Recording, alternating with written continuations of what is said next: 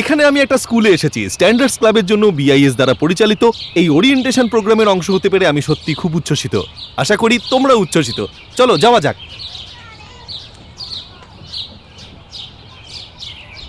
Hello বন্ধুরা। Hello sir. তো বেশ, আমরা সবাই আমাদের দৈনন্দিন জীবনে শত শত পণ্য ব্যবহার করি, যেমন কলম, টুথব্রাশ, ইলেকট্রিক ইস্ত্রি, বৈদ্যুতিক সুইচ, কম্পিউটার, মোবাইল, থার্মোমিটার, গদি, থার্মোফ্লাক্স, ব্যাটারি ইত্যাদি ইত্যাদি ইত্যাদি অনেক জিনিস। আমরা আশা করি এই সমস্ত পণ্যগুলি গুণমানের এবং উচ্চমানের হবে, তাই তো? Yes sir. ঠিক আছে, আমাদের সাথে ব্যুরো অফ ইন্ডিয়ান স্ট্যান্ডার্ডস এর বিশেষজ্ঞরা আছেন যারা গুণমান এবং মানতত্ত্ব ব্যাখ্যা করবেন। তার সাথে আজকে তোমাদেরকে স্ট্যান্ডার্ড তৈরির বিস্ময়কর বিশ্বের এক ঝলক দেখাবেন। তাহলে তোমরা কি স্ট্যান্ডার্ড সম্বন্ধে আরো বেশি জানতে চাও? Yes sir. ঠিক আছে, চলো তাহলে আমরা গুণমান কি এবং এটি মানকগুলির সাথে কিভাবে সম্পর্কিত তা শিখে নিই Shri H J Pasricha, deputy director general BIS এর থেকে। কোয়ালিটি সম্বন্ধে বর্ণনা করলে এক বাক্যে বলা যায় ফিটনেস ফর পারপাস। কোয়ালিটির আরও অনেক বৈশিষ্ট্য আছে যা কিনা নির্ভর করে পণ্যের ওপর, পরিষেবা এবং ব্যবহারকারীর ওপর। একটি পণ্যের গুণমান এমন হওয়া উচিত যা আমাদের প্রত্যাশামতো কর্মক্ষমতা, নিয়ন্ত্রক প্রয়োজনীয়তা, গ্রাহকদের চাহিদা, ত্রুটিহীনতা এবং স্থায়িত্ব থাকবে। এটি যেন আপনার অর্থের সঠিক মূল্যায়ন করে এবং গ্রাহককে সন্তুষ্টি প্রদান করে। কিন্তু কিভাবে এই মানের বৈশিষ্ট্যগুলি নির্ধারিত হয় এবং ব্যবহারকারীদের জন্য উপলব্ধ করা হয়? এর উত্তর হল স্ট্যান্ডার্ডস। ধন্যবাদ মিস্টার পাসরিচা আমাদের এই সমস্ত জিনিস ব্যাখ্যা করার জন্য। তাহলে বন্ধুরা, এবার আমরা দেখতে চলেছি একটা ছোট্ট ক্লিপ এবং আমরা এটার থেকে বোঝার চেষ্টা করব এটা স্ট্যান্ডার্ডের সাথে কিভাবে সম্পর্কিত। ক্লিপটা দেখি? Yes sir. চলো দেখি।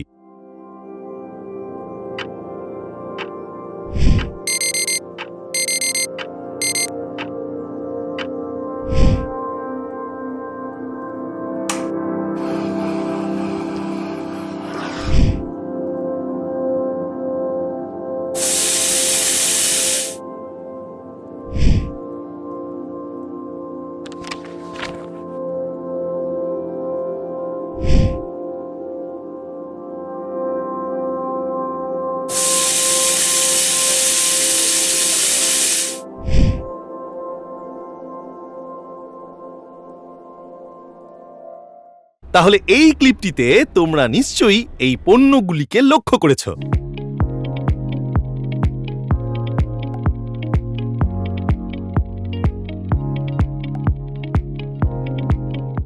ঠিক আছে, চলো এবার আমরা একটা কাজ করি। শর্ট ফিল্মে দেখানো প্রতিটি পণ্যের একটি গ্রুপ তৈরি করে তাদের প্রত্যেকটির 5টি গুণাবলী তালিকাভুক্ত করার চেষ্টা করি।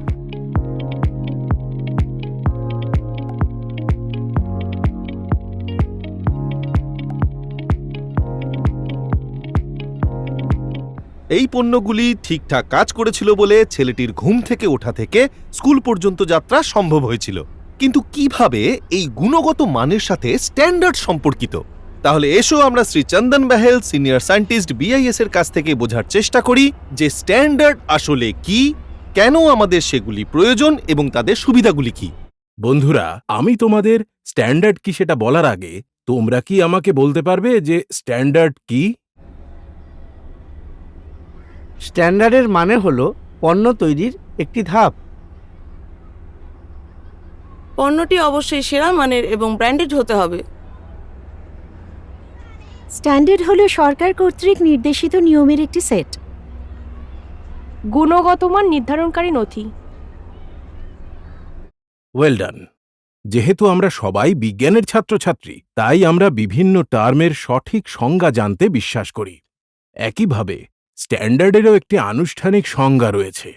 সেটা হল, a standard is a document established by consensus and approved by a recognized body that provides for common and repeated use, rules, guidelines, or characteristics for activities or their results aimed at achievement of the optimum degree of order in a given context.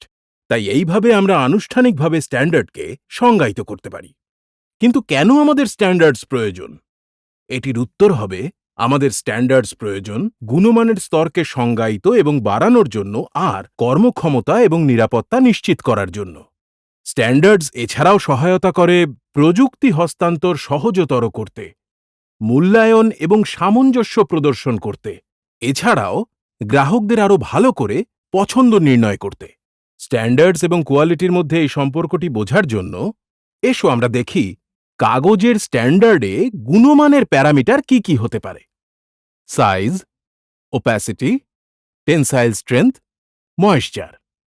Standard এই প্যারামিটারগুলির প্রতিটির জন্য নির্দিষ্ট প্রয়োজনীয়তা নির্ধারণ করে। এখন তোমরা নিশ্চয়ই ভাবছ, তোমরা কিভাবে জানবে কোনো প্রদত্ত পণ্যের একটি স্ট্যান্ডার্ড আছে কিনা? আসলে এটা খুবই সহজ। তোমরা বিআইএস ওয়েবসাইটে গিয়ে নিজেই খুঁজে বের করতে পারবে। চলো এবার বিআইএস ওয়েবসাইটে দেখা যাক।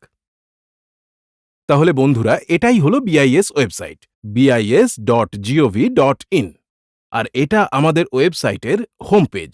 এবার যদি এখানটা দেখো, দেখবে একটা ফিচার আছে, নো ইয়োর স্ট্যান্ডার্ড। যদি এখানে গিয়ে ক্লিক করো, এটা তোমাদের এই পেজটা খুলে দেবে। এখানে তোমরা যে কোনো স্ট্যান্ডার্ড খুঁজে পাবে। দেখো এখানে লেখা আছে বাই কিওয়ার্ড। তাহলে আমি এখন বাই কিওয়ার্ড প্রেস করলাম। এবার দেখো একটা খুব সাধারণ প্রোডাক্ট যা তোমরা প্রত্যেক দিন ব্যবহার করো, সেটা হলো চক। আমি এখন এখানে চক লিখলাম। এবার দেখো চকের ওপর 3টি স্ট্যান্ডার্ডস আছে, যার মধ্যে একটা স্কুল চক। তাই যখন আমি স্কুল চক বলছি, এটি আমাকে এর স্ট্যান্ডার্ড সম্পর্কে সমস্ত বিবরণ দিচ্ছে। এখানে দেখো স্ট্যান্ডার্ডটির নাম্বারও লেখা আছে IS 2694, যা তৈরি করা হয়েছিল 2018-এ। এবং আমি যখন নিচে যাচ্ছি, তখন এখানে দেখাবে ডাউনলোড দ্য স্ট্যান্ডার্ড অপশন, এবং এখানে আমি অন্যান্য সমস্ত তথ্য দেখতে পাচ্ছি যা আমাদের স্ট্যান্ডার্ড সম্পর্কে জানায়। ঠিক আছে? তাহলে দেখলে তো কত সহজ কোনো প্রদত্ত পণ্যের স্ট্যান্ডার্ডস সম্পর্কে জানা। এবার তোমরা অনেক পণ্যের কথাই ভাবতে পারো, যেমন তোমরা ব্যবহার করো থার্মোমিটার কিংবা বেঞ্জিন কিংবা যে কোনো জিনিস যেগুলো স্কুলে ব্যবহার করো। এখানে বিআইএস ওয়েবসাইটে গিয়ে নেভিগেট করতে থাকো আর শিখতে থাকো। আর হ্যাঁ, কনজিউমার ফোকাসড স্ট্যান্ডার্ডসগুলির ক্যাটালগ অ্যাক্সেস করতে ভুলবে না এই বিআইএস ওয়েবসাইটে। মনে রেখো www.bis.gov.in। স্ট্যান্ডার্ডসের দুনিয়া কি আকর্ষণীয় এবং বিস্ময়কর! তোমরা এটা এনজয় করছো তো? Yes, sir. খুব ভালো। কিন্তু এবার প্রশ্ন হলো, স্ট্যান্ডার্ডস কি শুধু পণ্যের জন্যই সীমাবদ্ধ? এসো আমরা জেনে নিই শ্রী রাজীব শর্মার কাছ থেকে। মিস্টার বাহাল ব্যাখ্যা করেছেন বিভিন্ন পণ্যের স্ট্যান্ডার্ডস। যাই হোক, এছাড়াও অন্যান্য ধরনের স্ট্যান্ডার্ডস আছে। তালিকা দ্বিতীয়টি হল standards on terminology, symbols and vocabulary. এই স্ট্যান্ডার্ডগুলি প্রদত্ত প্রেক্ষাপটে শব্দটির একটি সাধারণ এবং অভিন্ন পরিভাষা নিশ্চিত করতে মানগুলিতে ব্যবহৃত প্রযুক্তিগত এবং অন্যান্য পদগুলিকে সংজ্ঞায়িত করে। এই তালিকার তৃতীয়টি হল the standards on methods of test. হ্যাঁ, তোমরা ঠিক শুনেছ, সেখানেও standards on method of test আছে। এই মানগুলি অনুরূপ পণ্যগুলির বিভিন্ন বৈশিষ্ট্যের জন্য অনুসরণ করা পরীক্ষা পদ্ধতিরও বর্ণনা করে। এগুলির সঙ্গে সম্পর্কযুক্ত রয়েছে details of sampling, equipment, sequence of tastes ইত্যাদি। তোমরা এ বিষয়ে শিখবে এই চলচ্চিত্রের শেষার্ধে। চতুর্থ বিভাগ হল কোডস অব প্র্যাকটিস। এই স্ট্যান্ডার্ডগুলি সুপারিশ করে পণ্যগুলির নকশা, উৎপাদন, ইনস্টলেশন, রক্ষণাবেক্ষণ এবং utilisation of equipment and products. This was amazing. তাই এখন আমরা জানি স্ট্যান্ডার্ডস এবং তাদের বিভিন্ন বিভাগ কি। এখন কিছু উদাহরণের গভীরে ডুব দেওয়া যাক এবং সেই জিনিসগুলির গুণমান এবং স্ট্যান্ডার্ডস কিভাবে নিশ্চিত হয় তা দেখা যাক। আমরা শ্রী NK কানসারাকে দিয়ে শুরু করব। তিনি আমাদেরকে জলের কথা বলবেন। প্যাকেজযুক্ত পানীয় জলের জন্য স্ট্যান্ডার্ড প্যারামিটারগুলি সম্পর্কে কথা বলার আগে তোমাদের প্যাকেট জাতীয় পানীয় জলে যে গুণমানের প্রয়োজনীয়তাগুলি আছে সেগুলি সম্পর্কে তোমরা কি উল্লেখ করতে পারো? পরিষ্কার, কোনো বাজে গন্ধ নেই, ক্লিয়ার ভিউ, ভালো টেস্ট, কোনো বাহ্যিক উপাদান নেই, খাঁটি, ব্যাকটেরিয়া ফ্রি, ক্ষতিকারক অণুজীব থেকে মুক্ত, আয়রন ফ্লোরাইড আর্সেনিক থেকে মুক্ত। চমৎকার। এখন প্যাকেজড পানীয় জলের সাধারণ স্ট্যান্ডার্ড প্যারামিটারগুলি দেখা যাক। বাস্তব এবং অনুভূত চাহিদার কথা মাথায় রেখে জলকে শ্রেণীবদ্ধ করা হয় তার গুণগত বৈশিষ্ট্য বিচার করে। অর্গানোলেপটিক, ভৌতিক, রাসায়নিক, মাইক্রোবায়োলজিক্যাল এবং রেডিওলজিক্যাল বৈশিষ্ট্য। এই বৈশিষ্ট্যগুলি সম্পর্কে আমরা শিখব এবং তা স্ট্যান্ডার্ডগুলি পূরণ করে কিনা সেই বিষয়েও জানার চেষ্টা করব। জলের রং পরীক্ষা করা হয় রঙের এককের পরিপ্রেক্ষিতে। রং পরীক্ষা করার সবচেয়ে সহজ উপায় হল বিশেষ রাসায়নিক ব্যবহার করে বিকশিত পরিচিত রঙের মানগুলির মিশ্রণগুলির সাথে তুলনা করা। গন্ধ এবং স্বাদ। আশা করা হয় যে জল হবে গন্ধহীন এবং স্বাদহীন। যাই হোক, এই উভয় বৈশিষ্ট্যই প্রকৃতিগতভাবে বিষয়ভিত্তিক, কারণ একই জল পান করার বিষয়ে বিভিন্ন উপভোক্তাদের বিভিন্ন ধারণা হতে পারে। অতএব সাধারণ গ্রহণযোগ্য মানের স্তরে পৌঁছনোর জন্য প্রয়োজন মানসম্মত পরীক্ষার পদ্ধতি, যাতে টেস্টারদের প্যানেল জলের গুণগত বৈশিষ্ট্য সম্পর্কে সঠিক সিদ্ধান্তে উপনীত হতে পারেন। খুব সহজ একটা পরিভাষা সম্পর্কে কথা বলা যাক, পিএইচ। আমরা আমাদের রসায়ন ক্লাসে শিখেছি যে পিএইচ হল হাইড্রোজেন আয়নের ঘনত্বের পরিমাপ। একটি দ্রবণের অম্লতা বা তার ক্ষারত্বকে সংজ্ঞায়িত করে। পিএইচ স্কেল হয় 0 থেকে 14 এর মধ্যে। জলের ক্ষেত্রে এই পিএইচ ভ্যালুকে ধরা হয় 7। তবে প্যাকেটজাত পানীয় জলে অনেক দ্রবীভূত কঠিন পদার্থ থাকে, যার কারণে তার পিএইচ পরিবর্তিত হতে পারে। প্যাকেজড পানীয় জলের ক্ষেত্রে পিএইচের অনুমোদিত সীমা হল 6 থেকে 8.5 পর্যন্ত। Total dissolved solids. একটি সাধারণ ধারণা হল যে জলের মধ্যে কিছু দ্রবীভূত কঠিন পদার্থ থাকে যা মূলত রাসায়নিক যৌগ বা লবণ। এগুলি নির্দিষ্ট সীমার মধ্যে হবে বলেই আশা করা হয় এবং তার সামগ্রিক সীমা হল 500 ppm। মোট দ্রবীভূত কঠিন পদার্থের টিডিএস পরীক্ষাটি বর্ধিত তাপমাত্রায় জল বাষ্পীভূত করার এবং কঠিন আকারে অবশিষ্টাংশের ওজন করার নীতির উপর ভিত্তি করে। জলের রাসায়নিক প্রয়োজনীয়তা। বিভিন্ন রাসায়নিক যা অনুমোদিত সীমার মধ্যে অনুপস্থিত বা উপস্থিত থাকা প্রত্যাশিত, সেগুলি হল barium, copper, iron, manganese, zinc, silver, aluminium, selenium, calcium, magnesium, sodium, antimony, nitrate, nitride, fluoride, chloride, sulphate, ক্ষারত্ব, অবশিষ্টমুক্ত ক্লোরাইড, খনিজ তেল, অ্যানিয়নিক সারফেস অ্যাক্টিভ এজেন্ট, যৌগ, ব্রোমেট ইত্যাদি। এবার মাইক্রোবায়োলজিক্যাল প্রয়োজনীয়তা সম্পর্কে কথা বলা যাক। জলের মাইক্রোবায়োলজিক্যাল গুণমান পরীক্ষা করার জন্য বিভিন্ন ধরনের অণুজীবের উপস্থিতি পরীক্ষা করা হয়। সেগুলি হল ইকোলাই, কোলিফর্ম, স্ট্রেপ্টোকোক্কাই এবং staphylococcus, sulphide reducing anaerobes, pseudomonas, aerobic microbial count, yeast and mould, salmonella and shigella, vibrio cholerae ইত্যাদি। Hygienic conditions. বোতলে উপলব্ধ পানীয় জলের গুণমান, তার প্রসেসিং এবং সেগুলো স্টোরেজের পদ্ধতি, এমনকি পরিবহনের সময় প্রস্তুতকারক কারখানা কিভাবে তা রক্ষণাবেক্ষণ করছে তার সঙ্গে সরাসরি যুক্ত। প্যাকেজিং। পানীয় জলের প্যাকেজিংয়ের ধরন এবং পদ্ধতিও এর গুণমান নিশ্চিতকরণ এবং বজায় রাখার জন্য একটি গুরুত্বপূর্ণ বিষয়। তাই পরের বার প্যাকেজড পানীয় জলে চুমুক দেওয়ার সময় মনে রাখবে যে সেটার বিভিন্ন গুণমান পরীক্ষা করা হয়েছে। ওয়াও, এটা বেশ বিস্ময়কর ছিল, তাই না? আমি আগে জানতাম না যে আমাদের জল পান করার আগে এত কিছু করা হয়। এখন আমরা দেখব অন্য আরও একটি উদাহরণ। ধরে নেওয়া যাক ইলেকট্রিক সুইচ আর সকেটের জন্য। হ্যাঁ, এই বিষয়েও কিন্তু স্ট্যান্ডার্ডস আছে। বিআইএস থেকে মিস নেহা আমাদেরকে জানাবেন। তোমরা ইতিমধ্যে তোমাদের পদার্থবিদ্যার ক্লাসে শিখেছ যে বিদ্যুৎ হলো একটি পরিবাহীতে ইলেকট্রনের প্রবাহ। এখন যে কোনো সরঞ্জাম বা যন্ত্রের এই প্রবাহটি একটি সুইচের ঝাঁকুনি বা একটি বোতামের ধাক্কায় নিয়ন্ত্রিত হয়। কিন্তু বৈচিত্র্যময় প্রকৃতির কারণে বিদ্যুৎ প্রবাহকে যত্ন সহকারে পরিচালনা করতে হয়। এবারে এসো জেনে নিই কিছু গুরুত্বপূর্ণ স্ট্যান্ডার্ডসের বৈশিষ্ট্য সম্পর্কে। প্রথমটি হল বৈদ্যুতিক শকের বিরুদ্ধে সুরক্ষা। প্লাগের আর্থ পিন নামক মোটা এবং লম্বা পিনটি অন্য দুটি পিনের আগে পাওয়ার সাপ্লাইয়ের সংস্পর্শে আসে। এই দুটি পিন লাইভ এবং নিরপেক্ষ এবং এভাবেই ইলেকট্রিক্যালে ইতিমধ্যে উপস্থিত কারেন্ট মাটিতে বা পৃথিবীতে চলে যায়। সুইচগুলি এমনভাবে ডিজাইন করা হয় যখন সেগুলিকে মাউন্ট করা হয় বা সাধারণ ব্যবহারে তার জোড়া হয়, লাইভ অংশগুলি অপসারণের পরে অ্যাক্সেসযোগ্য নয়, যেটি কোনো সরঞ্জাম ব্যবহার ছাড়াই সরানো যেতে পারে। এই পণ্যগুলি তৈরি করার সময় ব্যবহৃত উপাদানগুলি বেকেলাইটের মতো থার্মোসেটিং হয়। এই উপকরণগুলি তাপ এবং বিদ্যুতের খুব দুর্বল পরিবাহী এবং তাই এই উপকরণগুলি এই পণ্যগুলি তৈরির জন্য আদর্শ। দ্বিতীয় বৈশিষ্ট্য হল স্বাভাবিক অপারেশন। এটি প্রত্যাশিত যে স্বাভাবিক ব্যবহারের সময় সময়ের সাথে সাথে পণ্যগুলি যান্ত্রিক, বৈদ্যুতিক এবং তাপীয় চাপের মধ্যে দিয়ে যায়। যাই হোক, একটি ভালো মানের পণ্য এই ধরনের চাপ সহ্য করতে পারে। দীর্ঘ সময় ধরে স্বাভাবিক ব্যবহারের জন্য 20,000 বার অন এবং অফ পজিশনে এবং 40,000 বার পণ্যটি পরিচালনার মাধ্যমে অনুকরণ করা হয়।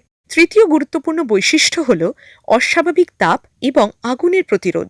অনেক সময় একটি পণ্য দ্বারা দীর্ঘ সময়ের জন্য অত্যাধিক পরিমাণ কারেন্ট টানা হয়। এই ধরনের ক্ষেত্রে নিরোধক উপাদানগুলি গলে যাওয়া বা আগুন লেগে যাওয়া উচিত নয়। পরিবর্তে এটি সুরক্ষা ব্যবস্থাকে কাজ করতে ট্রিগার করে, যা এমসিবি ট্রিপিং বা ফিউজ ওড়ার মাধ্যমে হয়। চতুর্থটি হল ডিজাইন ফিচার এবং ওয়ার্কম্যানশিপ। পণ্যের পিনগুলি এমন হওয়া উচিত যাতে এটি সঠিকভাবে ফিট হতে পারে এবং কোনো আলগা যোগাযোগ না থাকে। সংযোগ হারানোর ফলে তাদের মধ্যবর্তী স্থানের বাতাসের আয়োনাইজেশনের কারণে স্পার্কিং হতে পারে এবং শেষ পর্যন্ত আগুন লেগে যেতে পারে। প্লাগ এবং সকেটগুলি এমনভাবে ডিজাইন করা হয়েছে যে তারা একে অপরের সাথে সামঞ্জস্যপূর্ণ, এমনকি তারা বিভিন্ন ব্র্যান্ডের, যাতে সঠিক ফিটিং থাকে, আলগা সংযোগ না হয় এবং স্পার্কিং প্রতিরোধ করা যায়।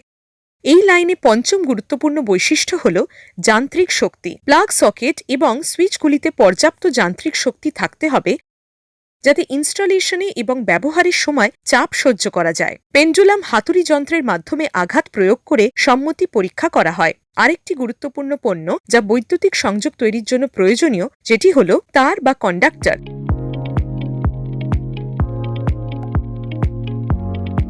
যা বিভিন্ন উদ্দেশ্যে বিভিন্ন রেটিং এবং আকারে আসে। তাহলে যখন আমরা তার বা কন্ডাক্টর এবং তাদের বৈশিষ্ট্য সম্পর্কে কথা বলি, তখন তোমাদের মনে কি আসে, যেমন কন্ডাক্টেন্স, রেজিস্ট্যান্স ইত্যাদি? তাহলে এটা আমাদের বুঝতে সাহায্য করছে যে স্ট্যান্ডার্ডস আমাদের জীবনে কতটা গুরুত্বপূর্ণ এবং আমাদের জীবনের প্রভাব কতটা। এখন যেহেতু আমরা একটি পণ্য থেকে প্রত্যাশিত মানের বৈশিষ্ট্যগুলি শনাক্ত করতে শিখেছি এবং কিভাবে এটি একটি স্ট্যান্ডার্ডে প্রতিফলিত হয় সেটি জেনেছি, তাহলে এখন কি আমরা একটি স্ট্যান্ডার্ড লিখতে পারি? Yes, sir. এবং তোমাদের মধ্যে কতজন যে কোনো পণ্যের জন্য স্ট্যান্ডার্ড লিখতে পারবে? অসাধারণ! তোমাদের উৎসাহ কিন্তু বেশ প্রশংসনীয়। কিন্তু আমরা সেই চেষ্টা করার আগে মিস রিনা গার্গের কাছ থেকে জেনে নিই যে স্ট্যান্ডার্ড লেখার কোনো মান আছে কিনা। স্ট্যান্ডার্ডসের সাধারণ উপাদানগুলি হল title, table of contents, forward, scope, references, definitions and terminology, grades, types, classes, manufacturing, requirements, sampling, test methods, marking, packing and packaging, annexes. আমরা আলোচনা করেছি এমন পণ্যগুলির রেফারেন্স সহ এই উপাদানগুলি প্রত্যেকটি বুঝতে চেষ্টা করি। প্রথমত শিরোনাম। শিরোনামে এমন বিষয় থাকা উচিত যার জন্য স্ট্যান্ডার্ডটি তৈরি করা হয়েছে। ফরওয়ার্ড। এই শিরোনামটি নিজেই পরামর্শ দেয় যে এতে পণ্য, এর তাৎপর্য এবং প্রযুক্তিগত কমিটি সম্পর্কে কিছু পটভূমি তথ্য রয়েছে যারা এই স্ট্যান্ডার্ডটি তৈরি করেছে। এরপরে রয়েছে স্কোপ। স্ট্যান্ডার্ডের এই অংশটি খুব দ্ব্যর্থহীনভাবে স্ট্যান্ডার্ড দ্বারা পণ্য এবং এর কাভারেজের ক্ষেত্র উল্লেখ করে। সুতরাং এটি স্ট্যান্ডার্ডটি কী কভার করে না তাও উল্লেখ করে। এরপরে আসে রেফারেন্স। এই ধারাটি অন্যান্য মান সম্পর্কিত তথ্য দেওয়ার জন্য বোঝানো হয়েছে যা এই নির্দিষ্ট মান ব্যবহারের জন্য অগত্যা অবশ্যই করা হয়। পরবর্তী উপাদানটি ম্যানুফ্যাকচারিং সম্পর্কে। স্বাস্থ্য ও নিরাপত্তার দিকটি এবং অন্যান্য নির্দিষ্ট প্রয়োজনীয়তাগুলি বিবেচনায় রেখে উপযুক্ত বলে বিবেচিত কিছু পণ্যের জন্য স্ট্যান্ডার্ড কাঁচা মালের বিশদে সেটি উল্লেখ করা থাকে এবং উৎপাদন প্রক্রিয়া যা প্রস্তুতকারক দ্বারা গ্রহণ করা যেতে পারে। এখন প্যাকিং এবং প্যাকেজিং। প্যাকিং এবং প্যাকেজিং নির্ধারণ করা হয় পণ্যের ধরনের উপর নির্ভর করে। এর বৈশিষ্ট্য পরিমাণজনিত এবং সাধারণভাবে পরিবহনের পদ্ধতির উপর নির্ভর করে। এরপর মার্কিং ক্লজ। যে কোনো পণ্যের সাথে যুক্ত আরেকটি মৌলিক এবং গুরুত্বপূর্ণ বৈশিষ্ট্য হল পণ্য সম্পর্কে বিশদ বিবরণ দেওয়া, অর্থাৎ এর নাম, উৎপাদনের উৎস, উপাদান, গ্রেড, রেটিং, টাইপ, মাত্রা, শ্রেণী, উৎপাদনের তারিখ, শেলফ লাইফ বা মেয়াদ শেষ হওয়ার তারিখ, ওজন, আয়তন এবং যে কোনো সংবিধিবদ্ধ ও নিয়ন্ত্রক প্রয়োজনীয় তথ্য। শেষ উপাদান দ্য এনেক্সার্স, এটি স্ট্যান্ডার্ডে সরবরাহ করা যেতে পারে এবং এগুলি স্ট্যান্ডার্ডের জন্য আদর্শ বা তথ্যপূর্ণ হতে পারে। স্ট্যান্ডার্ডে তাদের কাছে দেওয়া রেফারেন্সের প্রকৃতির উপর নির্ভর করে। আমি নিশ্চিত যে তোমরা প্রত্যেকটা স্টেপ শিখেছো যা একটি স্ট্যান্ডার্ড তৈরি করে এবং তার মান কি। তাহলে একটি স্ট্যান্ডার্ড লিখতে কি তোমরা প্রস্তুত? Yes, sir. ঠিক আছে, চলো তাহলে এক্সারসাইজ শুরু করি।